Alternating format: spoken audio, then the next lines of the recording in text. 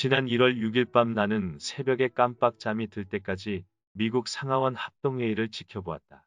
그리고 간밤에 눈이 내려 온 대지가 차갑게 얼어붙은 1월 7일, 미국 의회를 장악한 그림자 정부의 미국 부통령 마이크 펜스가 자신의 주군인 트럼프를 팔아 부정선거를 덮고 의회가 반역 행위를 마칠 때까지 일을 하면서도 회의 장면을 유튜브로 틈틈이 지켜보았다. 마치 4년 전 좌파들이 JTBC에 가짜뉴스를 내세우고 득세하던 한국의 정치 상황을 보고 있는 것 같이 미국은 지금 혼란스럽다. 그때는 우리가 그것이 진실인 줄 알고 믿었던 것처럼 미국 국민도 지금 주류 언론에 세뇌당하고 있다. 온 세계가 지켜보는 가운데 마이크 펜스는 민주당의 상징인 파란색 넥타이를 메고 의회에 등장했다. 중국의 색깔 혁명을 보는 것처럼 자유민주 사회는 파란색에 물들어 가고 있는 것이다. 그리고 의회의 반역 범죄를 성공시킨 후 마이크 펜스는 누군가로부터 의문의 동전을 받았다. 그 동전을 보자 나는 마이크 펜스가 정말이지 정체를 드러내지 않는 미국의 그림자 정부와 결탁해 의회의 반역을 도모한 주역이라 것에 확신을 갖게 됐다. 내 짐작으로 저 코인의 의미는 세계의 검은 손들과 연결된 그림자 정부의 일원이 되었다는 상징일 것이다. 나는 영화 300, 제국의 부활에 나오는 그리스 의회의 모습이 생각이 났다. 그리스 아테네를 지키려고 페르시아의 100만 대군에 맞서 최후의 보루인 300명의 전사를 이끌고 전장으로 나갔는데 페르시아로부터 뇌물을 받은 의원들은 의회에서 항복을 권유하면서 오히려 전장에 나간 스파르타 병사들을 폄하하는 의원의 주머니에서 페르시아의 동전이 쏟아지던 장면 말이다.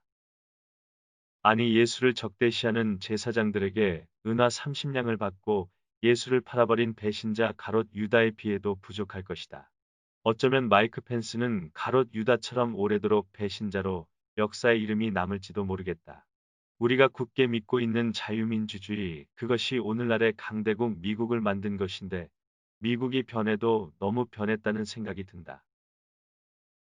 영화 300에서는 전대에서 쏟아진 페르시아 동전 때문에 의회에서 반전이 일어나지만 현실에서는 의회에서 금화가 거래되고 아직 어떤 반전도 일어나지 않았다.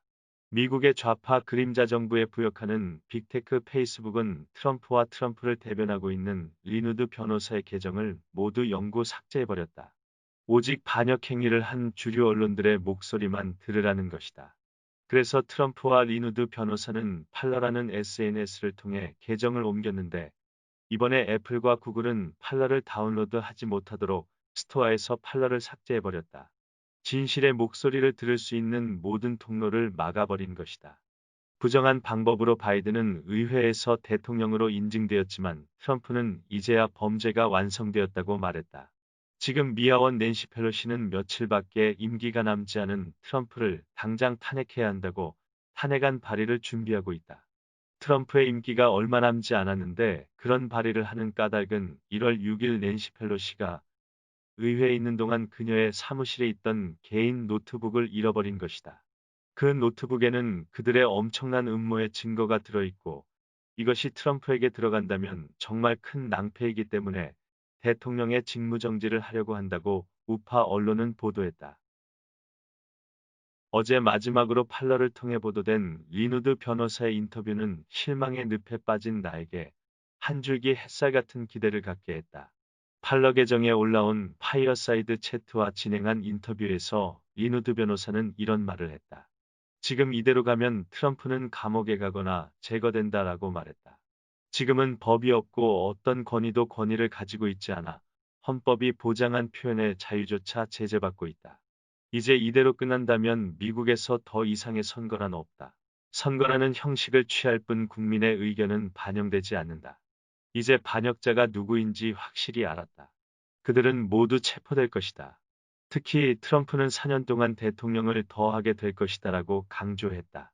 리노드는 이제 일이 시작되는 것만 남았다면서 트럼프는 자신을 지지하기 위해 목숨까지 버린 국민들을 버리고 혼자 도망가지 않을 것이고 미국과 국민들을 남겨두고 공산주의자들에게 고스란히 넘겨줄 그런 사람이 아니다라고 말했다.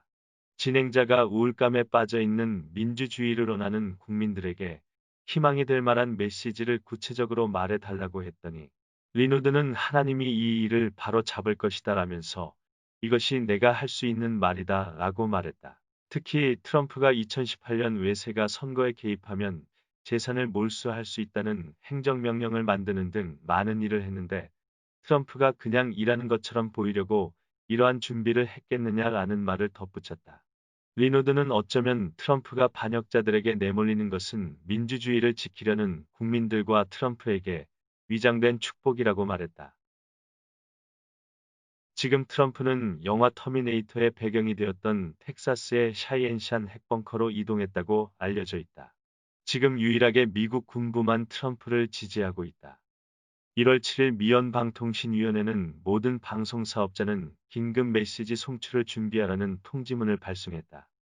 1월 7일 새벽에 백악관 주요 직원들은 미 해병대 수송기를 통해 워싱턴 DC를 탈출해 모두 어디론가로 옮겨졌다. 한 달 전인가 트럼프는 모든 국민들은 비상시를 대비하여 비상식량과 총 그리고 양초 등을 준비하라고 말한 적이 있다. 트럼프는 자신과 미국 우선주의 슬로건에 투표한 7,500만 명의 위대한 애국자들은 앞으로 더 큰 목소리를 갖게 될 것이다. 그들은 어떤 경우에도 무례하거나 부당한 대우를 받지 않을 것이다라고 1월 8일 말했다. 이 모든 말들과 상황은 무엇을 의미하는 것일까?